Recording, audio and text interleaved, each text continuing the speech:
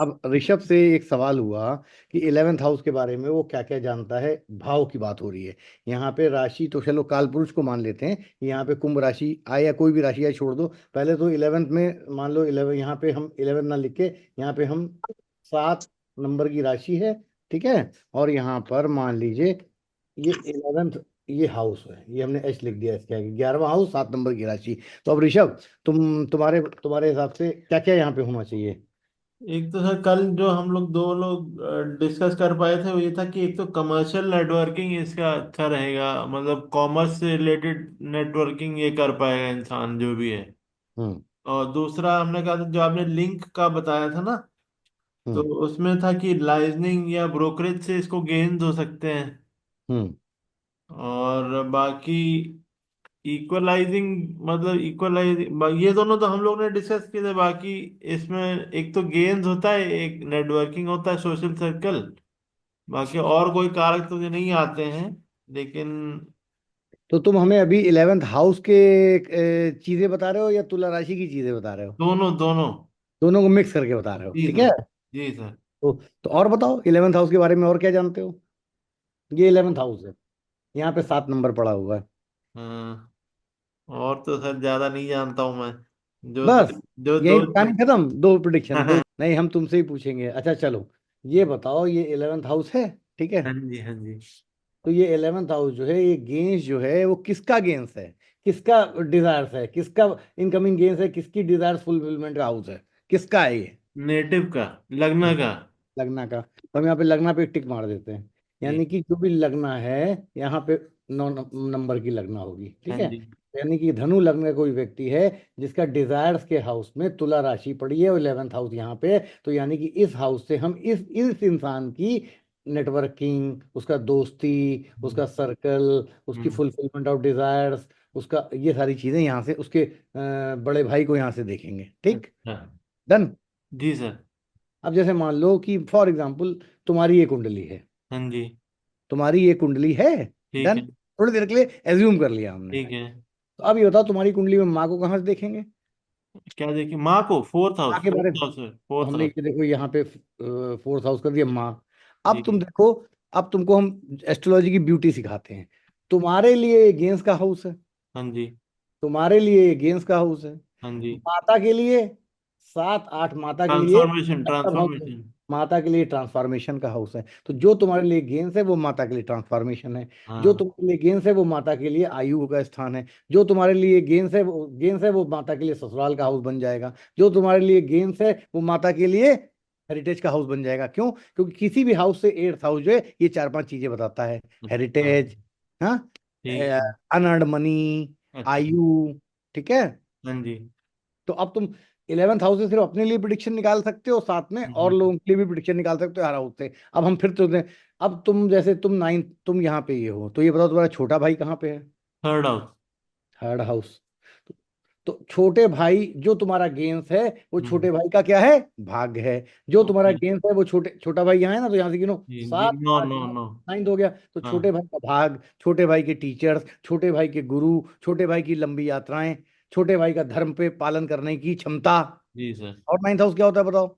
Father होता है sir, ये टेंथ होता है, फादर मैं भूल गया। अरे वो मत वो फादर को यहाँ पे, फादर को तो रिश्ते से ही लेंगे, हाँ ठीक है। तुम वो एटीट्यूड भी देख सकते हो, लेकिन फिलहाल यहाँ पे छोटे भाई का भाग, ओके। उसका हाँ हाँ उसका हाँ जो हाँ। है हाँ। स्पिरिचुअल और रिलीजियस इंक्लिनेशन यस। उसके भी। फादर इसलिए कह देते हैं कि फादर भी हमारा पहला गुरु होता है, इसलिए 9th में गुरु फादर दोनों को रखा गया है। अच्छा। क्योंकि फादर हमारा बचपन में उंगली पकड़ के सबसे पहले वही सिखाता है चलना, तो वो हमारा पहला गुरु होता है। ठीक है। इसलिए गुरु फादर का लगभग एक ही हाउस होता है, जी सर। ठीक है। तो अब चलो, अब जैसे अब मान लो पत्नी, पत्नी कहाँ देखते हैं। Seventh house. ठीक, तो ये पत्नी है, तो पत्नी से 1 2 3 4 5, तो जो तुम्हारा गेंस है वो पत्नी की क्रिएटिविटी है। जो तुम्हारा गेंस है वो पत्नी का सर स्पोर्ट है। एजुकेशन, जो तुम्हारा, एजुकेशन। हाँ, बुद्धि, एजुकेशन, बुद्धि मान के चलो। पत्नी हाँ। की बुद्धि, पत्नी की लव लाइफ। क्यों? हम्म। क्योंकि 1 2 3 4 5, तो 11th हाउस को तुम्हारे परिप्रेक्ष्य में भी हम बात कर सकते हैं। अब चलो हम दूसरी चीज, अब जैसे मान लो नौकरों को कहाँ देखते हैं। आपने कल बताया था सिक्स हाउस से शायद। सिक्स हाउस से मान लो, ये सिक्स हाउस से मैंने नौकर देखा, तो जी। नौकर नौकर कब लोन लेगा, नौकर के पास कब ऋण होगा, नौकर की कब दुर्घटना होगी, नौकर के ऊपर कब मुकदमा होगा, ये कहाँ देखेंगे? अपने मान लो 11th। नौकर का चार्ट नहीं है, तुम्हें अपने चार्ट से नौकर की कुंडली देखनी है, तो कैसे देखोगे? 11th house. क्यों? क्योंकि सिक्स से सिक्स वो पढ़ रहा है। मैडम, सिक्स से सिक्स समझ में आई आपको कैसे पढ़ रहा है? ये छठा हाउस है। मैम आपका छठे हाउस से ऑडियो छठा हाउस बंद है। कौन सा होगा? मैम का ऑडियो बंद है। Sorry sorry sorry. हाँ, ये यहाँ से 6 से हम काउंट करेंगे ना, 1 2 3 4 5 6। 6 से 6। जो जी। सिक्स बताता है वही सिक्स बताता है, वो सिक्स में होते हैं मामा। अब मान लो मामा की दुर्घटना देखनी है, मामा का ऋण देखना है, मामा का कर्जा देखना है, मामा का लोन देखना है, मामा का जानवर पालना है, तो कहाँ देखोगे? तो मामा का हाउस कौन सा होता है? Six house. नहीं, तुम नहीं बोलो। Sorry sorry. कोई बात नहीं। नहीं पता सर, अच्छा। मुझे नहीं पता मामा हाँ, का हाउस कौन सा होता तो है। ये तो इस अब हमें एक आइडिया लग गया ऋषभ, कि हमें पहले इनको जो है कारा को चीजों को पहले एक सेकंड ऋषभ, मैं जरा पानी की एक बोतल ले आऊं। हाँ दो हाँ सेकंड जी। होल्ड करना तुम लोग। तो ऋषभ, हम्म। चीजें सारी स्टार्टिंग से ही करनी पड़ेंगी, क्योंकि मैम का तो मामला थोड़ा सा वीक है। नहीं सर, मेरा भी वीक है, मुझे भी कुछ नहीं आता है। थोड़ा बहुत बस जो मेन मेन एक दो वर्ड आते हैं, बस और कुछ नहीं। चिंता ना करो, वो तुम सिखा देंगे, उसकी ठीक टेंशन है। मत लो। तो फिर भैया स्टार्टिंग से ही चलते हैं, ये बीच जी बीच जी। से करेंगे तो मजा नहीं आएगा, क्योंकि हमें 2 दिन देखो, 1 2 दिन तो लगता है हमें भी समझने में ना, कि हमें तुम लोगों का कैरिकुलम कैसे डिजाइन करना है, ठीक है। अब जैसे हमें एक आइडिया लग गया कि तुम लोगों का कैरिकुलम हमें कैसे डिजाइन करना है, कैसे चलना है शुरुआत से, ठीक है। तो कोई कोई टेंशन की बात नहीं है अभी मैम, खाली चर्चा का मजा लीजिए, सुनिए, और उसको अच्छे जितना समझ में आए माइंड में अपने रखती जाइए, फिर वो कहीं ना कहीं सब दोबारा रिपीटेशन में आएगा, बार बार रिपीट होगा, आपके माइंड में बैठ जाएगा। तो सबसे पहले जैसे क्या ना, कि अब हम आपको जो है, एक सेकंड होल्ड करिए, और तो हम आपको बेसिक से शुरू करते हैं। अब हमारी बात को ध्यान से समझिए, आपको ये ग्लोब हमारा दिख रहा होगा, तो अब हम आपको सबसे पहले कुंडली कैसे बनती है ये समझाते हैं, ठीक है। तो यहाँ पे ये देखिए, जैसे मान लीजिए ये घुमाया मैंने, और ये मैं इंडिया पे आया, ठीक है। और ये मान लीजिए मैं यहाँ पे यूपी लखनऊ में आया, ठीक है। यहाँ पे एक बालक का जन्म हुआ, ठीक। बालक का जन्म हुआ, बालक के जन्म की कहानी पहले समझ लीजिए। हम लोग एस्ट्रोलॉजी में बालक के जन्म को ऐसे समझते हैं, कि ये समझिए कि कलयुग में जिस समय बालक के मुंह से पहली बार आवाज निकलती है, वो टाइम बालक का जन्म का लेना चाहिए, कलयुग में। इससे पहले सतयुग में, त्रेता में, द्वापर में, अलग अलग कालों में, जैसे पहले जब किसी काल में जब बालक का जो है सर दिखता था योनि से, जब सर बाहर आता था तो वो टाइम लेते थे। फिर काल समय बदला तो बालक का जब कंधा दिखता था वो समय लेते थे। फिर और काल बदला तो जब बालक का भूमि से स्पर्श करते थे वो समय लेते थे। फिर और काल बदला तो लेते थे जब माता और बालक का अस्तित्व अलग होता है, नाल छेदन होता है, वो समय लेते थे। लेकिन कलयुग में जो समय का प्रमाण है वो आप इसलिए ये बता रहे हैं कि कल को जब आप एस्ट्रोलॉजर बन जाओगे, कोई आपसे आएगा कि भैया हमारी डिलीवरी फाइनल कर दी है डॉक्टर ने, ऑपरेशन से तो कै बजे कराएं, तो वो टाइम डॉक्टर तो अपने हिसाब से टाइम लिख देगा, तो आपको उसको ये बताना है कि जब बच्चे के मुंह से पहली आवाज निकले, वो समय जो है आपको नोट करना है कुंडली बनाने के लिए। कलयुग में इसी की मान्यता है, ठीक। पहले भूमि पे स्पर्श करना, कंधा दिखना, सर दिखना, नाल छेदन, कई तरह, और शास्त्रों में अलग अलग ऋषियों ने इसके कई कई तरह के तरीके बताए हैं, लेकिन कलयुग में सर्वमान्य तरीका है कि जब बालक के मुंह से आवाज निकले। इसको आप ऐसे समझ लो कि इलेक्शन हो जाता है, वोट पड़ जाते हैं, मतपेटी में बंद हो जाते हैं, लेकिन जब इलेक्शन कमिश्नर डिसाइड करके अनाउंस कर देता है ना कि ये प्रतिद्वंदी जीता, यानी कि जब आवाज लग जाती है, आवाज संसार में, तो यानी कि जब वो आवाज का प्रमाण मिल जाता है, ब्रह्मरंध्र खुल जाता है और मुंह से कां की आवाज निकलती है बच्चे की, वो टाइम जो है बच्चे का बर्थ टाइम का लेना चाहिए। ये पहले माइंड में बैठा लीजिए, ठीक। तो इसमें जी तो कोई कॉन्सेप्ट समझने में कोई प्रॉब्लम नहीं है, कि अच्छा जी। आप ईमानदारी से बताइए, आप लोग जो है बर्थ टाइम इससे पहले, जब तक हमने ये बात आपको नहीं बताई थी, आपके माइंड में क्या था कि बर्थ टाइम कौन सा लिखना चाहिए? ये जो डॉक्टर ने लिख दिया वही मान लेना चाहिए? जो पैदा हम्म। जब जब पैदा होता है बस जो लिख दी। तभी। पैदा होता तो पैदा होने में तो 15 20 मिनट की स्टेज होती है। अच्छा, मुझे नहीं पता भाई, सर। पैदा होने में मान लो बच्चे का, पहले मान लो नॉर्मल डिलीवरी हुई तो पहले उसका सर बाहर निकलेगा, फिर कंधा निकलेगा, ये मान लो कोई उल्टा पैदा हुआ तो पैर बाहर निकलेंगे। ये नहीं तो इस पे विचार करने का प्रश्न है, ये बहुत बड़ा प्रश्न है। तो कलयुग में जब बच्चे की आवाज निकलती है, वो टाइम आपको अपने डॉक्टर नर्स को पहले से बोल के रखना है कि भैया हमें इससे मतलब नहीं है कि कब आप ऑपरेशन, कब आप डी सेक्शन कर रहे हैं, कब आप सी सेक्शन कर रहे हैं, जो भी करते हैं, हमको बच्चे की आवाज वाला टाइम चाहिए।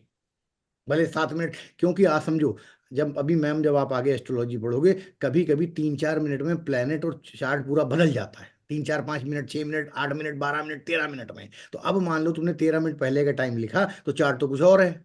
और बच्चे की आवाज 12-13 मिनट के बाद, ऑपरेशन शुरू होते ही डॉक्टर ने टाइम लिख दिया 5-6 मिनट के बाद, ठीक। लेकिन बच्चे की आवाज आई 9-10 मिनट के बाद, तब तक चार्ट दूसरा बन जा रहा है, क्योंकि हर 2 घंटे में चार्ट बदलता है और 13 मिनट में नवमांश बदलता है, ठीक है। तो इसलिए चार्ट टाइमिंग का बहुत बड़ा महत्व है। और अगर मान लो, जैसे कि मान लो, अब आप जैसे मान लो दहलीज पे खड़ी हो, दहलीज पे खड़ी हो, मुंह पर कर लो, तो कोई ये नहीं जान पाएगा ना कि आप घर के अंदर जा रही हो, घर के बाहर जा रही हो। तो कंफ्यूजन रहेगा ना फिर। सामने सामने वाला बिल्कुल कोई बिल्कुल। देखेगा तो उसको ये कैसे पता चलेगा कि आप घर के अंदर हो कि घर के बाहर जा रही हो, क्योंकि दहलीज पे खड़ी हो आप। तो बस यही हम्म, एस्ट्रोलॉजी में फंस जाता है मामला। एस्ट्रोलॉजर फिर ये नहीं समझ पाता है कि ये यार इधर से चार्ट बनाए, घर के बाहर से चार्ट बनाए, या घर के अंदर चार्ट बनाए। क्यों? क्योंकि उस समय दहलीज पे कुछ प्लेनेट होंगे या लग्न होगी, तो इसलिए एग्जैक्ट टाइम की बहुत जरूरत होती है, ठीक है। इसमें तो कोई दिक्कत नहीं समझने में कि एग्जैक्ट टाइम की जरूरत है, क्योंकि कुछ नहीं, प्लेनेट जो है 13 मिनट में अपनी पोजीशन बदल देंगे नवमांश में। और हायर लेवल के चार्ट भी, तो एक्यूरेसी के लिए हमको एग्जैक्ट टाइम चाहिए होता है। और एग्जैक्ट टाइम कलयुग में बच्चे की आवाज के प्रमाण को लेना चाहिए, स्वर को, ठीक। जब वो अपने ब्रह्मांड से अपनी आवाज अपने आप को अनाउंस कर दे कि मैं अब पृथ्वी पर आ गया हूं, राइट। ऋषभ, दोबारा अब ये बात नहीं पढ़ाएंगे, तुम लोग अच्छे से माइंड में बैठा लेना ये बात, ठीक है। मैंने जी लिख जी लिया, जी। लिख लिया। खत्म आगे। अब जैसे अब जैसे मान लो, इस पूरी पृथ्वी में कहीं पर भी जन्म हो सकता है, यहाँ ऑस्ट्रेलिया, अफ्रीका, कनाडा, हाँ, इंडिया। अब हम इंडिया पे आ जाते हैं। तो इंडिया में जब जन्म, मान लो ये लखनऊ में जन्म हुआ, ठीक। और बच्चे ने मुंह से आवाज निकाली, ठीक। बच्चे के मुंह से आवाज आई, हमने वो टाइम नोट कर लिया। तो अब हम क्या करते हैं कि जैसे इंडिया में है ना, ये इंडिया, तो इंडिया में लखनऊ।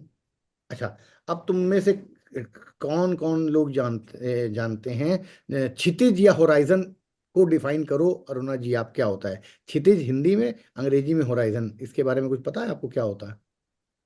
तो जब वो इसको कैसे एक्सप्लेन करेंगे, जब वो डॉन वाला टाइम आता है ना, कि जो नहीं, हमें ये बताओ, एक्सप्लेन कैसे। कभी गोवा घूमने गई हैं आप? हाँ हाँ गए। तो वो गोवा जो गोवा में जब आप, या बॉम्बे में जब आप समुद्र के किनारे खड़ी होती हैं, तो 1-2 किलोमीटर आगे आपको क्या लगता है? समुद्र और आकाश एक जगह मिल रहे हैं। मिल रहे हैं, हाँ। अगर आप लखनऊ में भी हम सारी बिल्डिंगें गिरा दें अगले 10-15 किलोमीटर, सब बिल्कुल तो बराबर भी कर, लगेगा तो आपको बहुत दूर पे क्या लगेगा कि आसमान और जमीन एक हो रहे हैं। एक हो रहे हैं। बस वही क्षितिज है, उसी को होराइजन कहते हैं, ठीक। हाँ। इसको रट लीजिए, ये ज्योतिष का बेसिक फंडामेंटल है, जो हर जगह कई बार काम आएगा। यानी होराइजन या क्षितिज, यानी क्योंकि हमारी पृथ्वी गोल है ना, तो आकाश जो है ऐसा लगता है कि एक जगह बहुत आगे जाके वो दोनों मिल गए। कभी भी समुद्र किनारे खड़ी हो या प्लेन जमीन पे भी खड़ी हो, अगर अब क्योंकि यहाँ बिल्डिंग पेड़ वेड़ होते हैं, तो ऐसा हमको महसूस नहीं हो पाता है, कोई दिख नहीं पाता हमें होराइजन। लेकिन अगर आपको बहुत आगे कहीं एकदम सन्नाटा मचा हो, 10-12 किलोमीटर तक बिल्कुल खाली हो, प्लेन हो, तो आपको भी लगेगा कि एक जगह जमीन और आकाश मिल रहे हैं, लाइन बना रहे मिल हैं, रहे ठीक है। इसी को बोलते हैं क्षितिज या होराइजन, ठीक। और हैं। जी। होराइजन हमारे चारों तरफ हो सकता है, ये भी आपको पता है, क्योंकि अगर बिल्डिंग हमारे चारों तरफ ना हो, तो समुद्र के बीच में कोई बिल्डिंग और कोई जहाज नहीं होता, तो हमें होराइजन दिख जाता है 2-3 किलोमीटर के आगे आगे पानी में। तो उसी प्रकार जमीन पे भी दिख जाएगा। तो अब अगला ज्योतिष का जो सबसे मेन चैप्टर, उस पर चलते हैं। तो ये इंडिया में लखनऊ में हम पैदा हुए। इंडिया है ना, दिख रहा होगा आपको, ठीक है। मान लो ये हम्म, लखनऊ है ना, लखनऊ यहीं कहीं होगा आसपास। लखनऊ में जब बालक का जन्म हुआ, तो हम लखनऊ के ईस्टर्न डायरेक्शन की तरफ देखते हैं।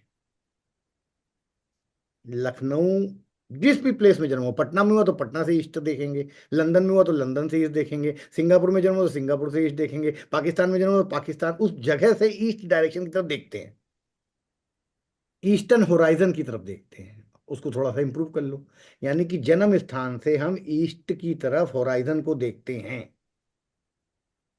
ठीक है। इसमें कोई दिक्कत नहीं। जी। अब नहीं। होराइजन को देखने से क्या फायदा होता है, ये समझ लीजिए। देखिए, होराइजन को जब हम देखते हैं, जैसे मान लीजिए हमने ये इंडिया में जन्म हुआ, और हमने ईस्ट होराइजन की तरफ देखा। अब थोड़ा दूर करके आपको समझाते हैं। अब जैसे हमने ईस्ट डायरेक्शन की तरफ, यहाँ ये मान लीजिए ईस्ट डायरेक्शन यहाँ पे आएगा, ठीक है। तो ईस्ट डायरेक्शन में क्या होता है, ईस्ट डायरेक्शन में एक बेल्ट होती है, ऐसी ऐसी। इंडिया के ईस्ट डायरेक्शन में, जैसे हम इंडिया को थोड़ा आगे बढ़ाए, इंडिया की ईस्ट डायरेक्शन मतलब यहाँ पे, तो यहाँ पे एक बेल्ट होती है। जैसे ये क्या है, एक बेल्ट मतलब एक पट्टी होती है, पट्टी। पहले हम्म मेष राशि के नीचे वृष राशि के नीचे मिथुन राशि। देखिए पट्टी बना रहे हैं हम, बेल्ट बना रहे हैं, दिख रही है बेल्ट। हाँ, हम्म। मिथुन राशि के नीचे कर्क राशि, कर्क राशि के नीचे सिंह राशि, सिंह राशि के नीचे कन्या राशि, कन्या राशि तो ऐसे एक बेल्ट चलती है, ऐसे ऐसे ऐसे ऐसे, यानी कि राशियां ईस्ट डायरेक्शन में उदय होती हैं, नीचे से जमीन से उदय होती हैं और ऐसे घूमती जाती हैं ऐसे। पृथ्वी वैसे तो पृथ्वी घूमती है, लेकिन क्या होता है जैसे मान लो ये मान लो मेष राशि है, ये वृष राशि है, ये जो है वृष राशि है, ये जो ये है ना, ये एक उंगली, ये उंगली एक राशि है। अब देखो यहाँ पे क्या होता है, तो हम जब बालक का जन्म हुआ यहाँ इंडिया में, तो हमने देखा ईस्टर्न होराइजन में इसकी सीध में 3 राशि तो हवा में उतर चुकी थी, लेकिन अब यहाँ पे समझो कि जैसे मान लो ये होराइजन है, ये होराइजन है लाल लाल वाला part। तो यार 2 राशि तो इससे ऊपर निकल चुकी हैं, तो तीसरी राइट। राशि हल्की सी दिख रही है, उदय हो रही है। देखो ऐसे, ऐसे समझो, हाँ 2 राशि उदय हो गई हैं, तीसरी राशि अभी होराइजन से धीरे धीरे निकल रही है, तो हम क्या बोलेंगे, मिथुन लग्न हो गई। यानी ईस्टर्न हो जन्म स्थान से ईस्टर्न होराइजन पे जो भी राशि उदय हो रही होती है, अब जैसे मान लो थोड़ी देर बाद बालक का 1 घंटे बाद जन्म होता, तो क्या होता, और हर 1 मिनट में नेक्स्ट 4 डिग्री बढ़ जाती है, यानी कि 2 घंटे में राशि पूरी पूरी निकल के ऊपर निकल जाती है, तो उसके बाद अगली आ जाती है 2 घंटे के लिए। यानी एक राशि को होराइजन पूरा पार करने में कितना टाइम लगता है, 2 घंटा। फिर से इसको अब आप हमें थोड़ा समझाइए कि अभी तक आपने क्या समझा। जैसे हमने आपको बताया कि ये इंडिया है, यहाँ पे जन्म हुआ, इसके ईस्टर्न में मान लो गुवाहाटी साइड में यहाँ पे ये मान लो होराइजन है, तो होराइजन से ऐसे ऐसे देखो राशियां निकलती हैं, ऐसे ऐसे ऐसे, ठीक है। और हाँ जिस समय तो वाला जो कटने में उस समय जो राशि होराइजन पे होती है वो राशि उसकी क्या वो होती है, 1 नंबर खाने में। लग्न जैसे की राशि। अब आप आपके एग्जाम्पल में समझाते हैं, जब आपका जन्म हुआ कहाँ पे हुआ, कानपुर में। कहाँ हुआ था, दिल्ली। दिल्ली। जब आपका जन्म दिल्ली में हुआ तो दिल्ली के ईस्टर्न डायरेक्शन में क्षितिज में से 7 नंबर वाली राशि तुला जो है निकल रही थी। निकल रही आपके थी। पहले नंबर पे क्या लिख दी गई, 7 तुला लिख दी गई। तुला रहे। ऋषभ का जन्म हुआ तो ऋषभ का जन्म कानपुर में हुआ मान लो, तो कानपुर में जब जिस जिस स्थान पे, जिस घर में, जिस नर्सिंग होम में ऋषभ का जन्म हुआ, वहां से ईस्टर्न होराइजन पे जब हमने देखा, ठीक है। अच्छा, ये ईस्टर्न होराइजन पे देखा का मतलब समझ लो, नॉर्मली पहले जब सॉफ्टवेयर नहीं थे तब देखा जाता था, तब पंडित लोग लिटरली देखते थे आसमान में, तारों से समझते थे, लेकिन अब क्योंकि सॉफ्टवेयर है तो हम अपने आप समझ लेते हैं कि कौन सी राशि उदय हो रही है इस समय, ठीक। तो हम, लेकिन लिटरली हम लोग बोलेंगे ऐसे ही कि ऋषभ के जन्म के समय जब ईस्टर्न होराइजन में देखा गया, तो देखा गया कि वृष राशि जो है होराइजन से निकल रही थी, वो थोड़ी निकल चुकी थी, थोड़ी बाकी भी रह चुकी। यहीं पे वो जो हमने बताया ना कि टाइम क्यों लेना चाहिए, कभी कभी क्या होता है कि जैसे मान लीजिए ये सिचुएशन आ जाए, ऐसी ऐसी, हाँ तो आप क्या कहेंगे कि ये हो गया बिल्कुल सेंटर में जन्म हो गया, मतलब एक खत्म हो रही थी, दूसरी निकल रही थी, यानी 0 डिग्री जरूर। क्या, 1 डिग्री क्या, तो इसमें इसलिए टाइमिंग की बहुत इंपॉर्टेंट है। अच्छा, अब एक चीज और समझ लो, यूनिवर्सली एवरेज रूप में ये बताओ कि एक सर्किल में क्या डिग्री होती है, 360 डिग्री। 360 डिग्री होती हैं। और अगर सर्किल को 12 से डिवाइड करते हैं तो एक भाग में क्या डिग्री हो जाएंगी, 360 को डिवाइड कर देंगे हम। 12 से। हाँ तो एक खाना हाँ कितनी डिग्री का बनेगा,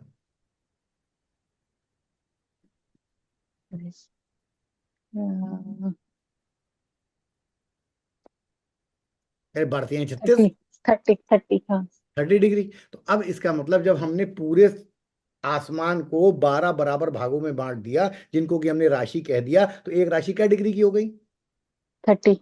30 डिग्री। तो यानी कि पहले मेष राशि 30 डिग्री निकलेगी होराइजन से, फिर उसके बाद वृष राशि 30 डिग्री चलेगी, धीरे नीचे से 1 1 डिग्री सारे। चलती जाएगी, फिर उसके बाद मिथुन राशि 30 डिग्री चलेगी, और ये, और और अब अगला समझ लीजिए, यानी कि 30 डिग्री की एक राशि एवरेज। देखो नॉर्मली राशि कोई 22 डिग्री की होती है, कोई 28 डिग्री की होती है, कोई 36 डिग्री की होती है, कोई 40 डिग्री की भी होती है, लेकिन ज्योतिष में हम एवरेज सिस्टम लेते हैं, मतलब सबको जोड़ के हमने उनको एवरेज मान दे देते हैं। तो यहाँ पे ज्योतिष में, फलित ज्योतिष में ये नहीं है कि मिथुन राशि अगर मान लो जो है 36 डिग्री की है और कोई राशि 22 डिग्री है, हम उनको एवरेज ले लेते हैं कि सब राशि 30 डिग्री की है, ठीक है। एवरेज लेके चलते हैं प्रिडिक्शन में, प्रिडिक्टिव पार्ट में, ठीक है। तो अब यानी अब आप ये बताइए कि अगर 1 डिग्री, राशि को 1 डिग्री क्षितिज से निकलने में 4 मिनट लगते हैं, तो पूरी राशि को क्षितिज से ऊपर निकलने में कितनी देर लगेगी, 30 × 4। हाँ बिल्कुल, कितना होता है, 120। 120 मिनट। तो 120 मिनट को हाँ घंटे में कन्वर्ट करिए, तो ज्यादा हो जाएगा, 2 घंटे हो गए। तो बस एक राशि 2 घंटे तक ही रहती है, इसीलिए लग्न हर 2 घंटे बाद चेंज होती है। जैसे मान लीजिए तुला की, आप मान लो फॉर एग्जाम्पल, तुला की आपकी 20 डिग्री आपकी अगर होगी, मान लो फॉर एग्जाम्पल जब आप पैदा हुई दिल्ली में तो उस समय तुला 20 डिग्री तक निकल चुकी थी नीचे से। तो हम क्या लिखेंगे कि आपकी 7 नंबर, और वहां पे क्या लिखेंगे, एसेंडेंट 20 डिग्री, एसेंडेंट 20 डिग्री, क्योंकि 20 डिग्री 20 डिग्री। निकल चुकी थी, आप 20वें डिग्री में पैदा हुई। अब मुझे ये बताओ कि कितनी देर के बाद जो है तुला की जगह वृश्चिक, अगर आप मान लो 35 मिनट के बाद बदली होती तो क्या वहां पे तुला रहती? नहीं, क्यों? नहीं, क्योंकि 35 वो नहीं, 30। 45 मिनट बाद, अगर आप 45 मिनट बाद जन्म लेती, तो सॉरी 30, हाँ 35 मिनट बाद जन्म लेती अगर आप, तो 10 नहीं, 10 डिग्री बाकी है ना, तो 10 यानी 4 40। अगर आप 44 मिनट के बाद जन्म लेती तो वहां पे क्या नंबर होता? तब 9th आ जाता, क्योंकि 30 तो वहां पहले निकल गया, उसका 20 पे तो मेरा जन्म हुआ, तो उसके बाद के 10 वो निकल गया, उसके बाद 30 और निकल गया। 30, उसके बाद 30 क्यों निकल जाएगा? देखो आप फिर नहीं आप समझ। 44 कह रहे हैं ना? 44। 44 मिनट्स बोल रहे हैं हम, अगर हमने कहा कि अगर आपका जन्म अच्छा, 44 मिनट बाद मिनट्स। हुआ होता तो फिर क्या नंबर हाँ, होगा? तो वो नेक्स्ट नेक्स्ट 8 आ जाता फिर। और 8 में क्या डिग्री लगभग आ जाता? 1.5 डिग्री। 44। हाँ, 10। करीब डेढ़, नहीं 1.5 डिग्री, क्योंकि 4 डिग्री 1 मिनट लेता है ना निकलने में। तो तब आपका 8 नंबर पे 1.5 डिग्री की लगन होती। नहीं समझी? भाई देखो, मोटा मोटा समझो कि 40 मिनट तो 10 डिग्री और चलने में 40 मिनट लग जाएगा। 7 नंबर को ये भी पूरा पूरा हाँ, चलने में 40 मिनट लग जाएगा। बचे आपके पास हाँ, और 5 मिनट। तो 5 मिनट में, 4 मिनट में एक चलता है, तो इसका मतलब 8 नंबर में डेढ़, सवा डिग्री के आसपास की आपकी लगन होती। बिल्कुल। अब आप समझिए कि टाइमिंग कैसे हम जो है पहले हाउस में अपनी लगन को डिसाइड करते हैं। ऋषभ, हाँ तुम हाँ, ये चीज, समझ रहा हूँ सर, समझ रहा हूँ। ये पूरी चीज हमको वृक्ष के परिप्रेक्ष्य में समझाओ, अपने ऊपर समझाओ। समझाऊँ? हाँ कहाँ बिल्कुल से? समझाओ, तभी तो हमें समझ में आएगा, तुम्हें समझ में आएगा कि नहीं आएगा। शुरू से? और क्या, कैसे कैसे होता है ये, कैसे तुम्हारे 1 नंबर पे वृक्ष लिखा गया, ये बताओ, तुम हाँ ओरली ठीक है, समझाओ। ठीक है। तो सर, जो जब मैं पैदा हुआ था यहाँ कानपुर में, तो ईस्टर्न होराइजन में, मतलब पूर्वी तुम्हारे समुद्र। जन्म स्थान से देखो, शब्दों का चयन बहुत ध्यान से करो, क्योंकि तुम्हें आगे पढ़ाना भी है, तुम्हें अच्छा एस्ट्रोलॉजर बनना है। मेरे जन्म स्थान पे या जातक के जन्म स्थान से जी जी। पूर्वी क्षितिज पर, हाँ, देखो संस्कृत और हिंदी की टर्मिनोलॉजी भी सीखते रहो, आम भाषा में बोलो कोई दिक्कत नहीं है, लेकिन साथ में तुम्हें ये भी आना चाहिए कि ठीक है। जातक के जन्म स्थान से पूर्वी क्षितिज पर आकाश वायुमंडल में ये राशि इतने डिग्री की उदय हो रही थी, हाँ उसको हाँ, प्रमाण मान के वो राशि खाना नंबर में डिग्री, अंश, कला और विकला के हिसाब से, यानी आवर, मिनट और सेकंड के हिसाब से लिख दी गई। अब हाँ। बोलो। आपने बोल ही दिया सर। फिर उसके बाद मैं ये बोल रहा था कि जैसे वो मेष निकल गई थी, मेष का पूरा कंप्लीट हो गया था, ईस्टर्न होराइजन के नीचे चला गया था वो। नहीं, नीचे नहीं जाएगा, ऊपर जाएगा, नीचे ऊपर। से तो निकलती है राशि अगली। ठीक है, तो ऊपर क्योंकि चला गया था। देखो, सुनो सुनो हाँ सुनो, हाँ। तुमको अब यहाँ पे बता दें, नीचे नहीं जाएगा, रीजन क्या है, लग्न को हम लग्न बोलते हैं, असेंडेंट बोलते हैं, और एक और rising, rising, rising rising. Sign हाँ बोलते हाँ हैं, हाँ असेंडिंग साइन नहीं बोलते हाँ हैं, हाँ वो हाँ राइजिंग साइन है, तो हाँ राइज हाँ। होती है लग्न, नीचे नहीं ठीक है, जाती, ऊपर जाती है। ठीक है अब सर, बोलो। ठीक। तो 30 डिग्रीज का वो ऊपर निकल गया था पहले ही। अब मेष। टॉरस का निकल, हाँ, मेष निकल गया था। तो टॉरस का जैसे मेरा 1 डिग्री शायद 40 मिनट ऐसे ही कुछ है, तो उतना पार्ट निकल आया था। उस टाइम मैं पैदा हुआ। तो ईस्टर्न होराइजन में जिसने भी देखा उसको लगा कि ये इतना निकला हुआ है, तो इसलिए मेरा ये फर्स्ट हाउस में ऐसे लिखा हुआ है, वन और डिग्री ये 40। चीज देखने की जरूरत नहीं होती है, ये सब पंचांग में कैलकुलेटेड दिया होता है। जी तो जी आसमान में देखते थे आज से 5,000 साल पहले बरामीर कुतुब मीनार पे चढ़ के, जिसको विजय स्तंभ बोलते हैं। कुतुब मीनार जो है वो जो है वराहमीर का नक्षत्र को देखने की लेबोरेटरी है। उज्जैन के राजा विक्रमादित्य ने दिल्ली में मल्होर क्या जगह है वो जहाँ कुतुब मीनार है, खैर anyway, कुतुब मीनार तो कुतुब मीनार नहीं है, वो विजय स्तंभ है। वहां पे 27 दरवाजे हैं, और हर दरवाजे से अलग अलग नक्षत्र को देखने का सिस्टम है। ठीक है, तो वहां से वो जो है, तब पहले ऐसे देखा जाता था, लेकिन जब पंचांग बन गए तो अब पंचांग से हम लोग देख के हर हर स्थान का लैटिट्यूड लॉन्गिट्यूड दिया होता है, और वहां से उसको कैलकुलेट करके चार्ट कुंडली पंचांग से बना लेते हैं या सॉफ्टवेयर से बना लेते हैं। ठीक है, पहले के टाइम में हम तुमको आने वाले समय में बिना पंचांग और सॉफ्टवेयर के भी कुंडली बनाना ओरली सिखा देंगे। ठीक है, ओरली कुंडली बनाना भी सिखा देंगे। ठीक है, उसकी टेंशन मत लो, बिना किसी कागज के, बिना सिर्फ मेंटल कैलकुलेशन से कुंडली बनाना सिखा देंगे तुम लोगों को। तो अभी तुम लोग ये समझ गए कि मैडम का 7 नंबर कैसे आया और तुम्हारा 2 नंबर कैसे आया, जी कैसे जी। सर। आता है? मतलब कैसे आसमान की पिक्चर को हम जो है, अच्छा अभी तो सिर्फ लग्न डिसाइड की। अब तुम एक बात बताओ, जब जब किसी की भी लग्न अगर डिसाइड हो जाए तो ये तुम्हें पता ही एंटी क्लॉकवाइज चलता है। हाँ। तो 9 अगर मान लो यहाँ पे 2 आया तो यहाँ 3 4 5 पूरा चार्ट भर जाएगा। और ये जो 12 हिस्से हैं आसमान के, ये जो है जैसे मान लो, ये इसको ऐसे समझो, जैसे ये मान लो पृथ्वी है, तो पृथ्वी के चारों तरफ एक बड़ा सा टायर लगा दो, बढ़ा के यहाँ पे ऐसे एक ऐसे टायर लगा दो, गोल गोल चारों तरफ, तो उस टायर के 12 हिस्से कर दो, तो हर हिस्से के सामने कोई ना कोई राशि है, और उस 12 हिस्से जो करोगे उनमें नाम लिख दो, मेष वृष, तो वही तो टायर ऐसे से घूमेगा, चित्र से निकलेगा, ठीक है ना। चित्र तो उसके इसलिए वो 12 राशियां 30-30 डिग्री की बराबर इसके चारों तरफ इससे बाहर होती हैं। इसको हम तुम्हें थोड़ा आसान करके और समझाने का प्रयास करें। तो समझिए ना कि जैसे मान लो सिंपल सी जी बात है जी। कि चारों तरफ एक टायर लगा हुआ है, उसमें 12 कॉलम बने हुए हैं टायर पे, ठीक। अब उस टायर और इस पृथ्वी के बीच में क्या होते हैं, प्लैनेट घूम रहे होते हैं। इस जो ये जैसे ये टायर है, ऐसे टायर है, ये यहाँ पे टायर बना हुआ है चारों तरफ। इस टायर और इस पृथ्वी के बीच में कहीं पे चंद्रमा है, कहीं पे सूर्य है, कहीं पे बृहस्पति है, कहीं पे मंगल है, कहीं पे शनि है, कहीं पे गुरु है। तो अब जो प्लेनेट जिस राशि के सामने होता है, जैसे मान लो ये मेष राशि है, जैसे ये मेष राशि है ना, इसको ऐसे देखो, जैसे ये मेष राशि है, ऐसे समझ लो ये मेष राशि है और ये पृथ्वी है, तो मेष राशि और पृथ्वी के बीच में अगर मान लो मंगल है, तो हम क्या बोलेंगे, जन्म के समय मंगल मेष राशि में था। अब जैसे मान लो ये धनु राशि है, ये टायर है, ऐसे गोल गोल टायर है ये, ठीक है। और यहाँ पे मान लो बालक का जन्म यहाँ पे हुआ, और यहाँ पे मान लो शनि महाराज है, तो हम क्या बोलेंगे, जन्म के समय बालक का शनि जन्म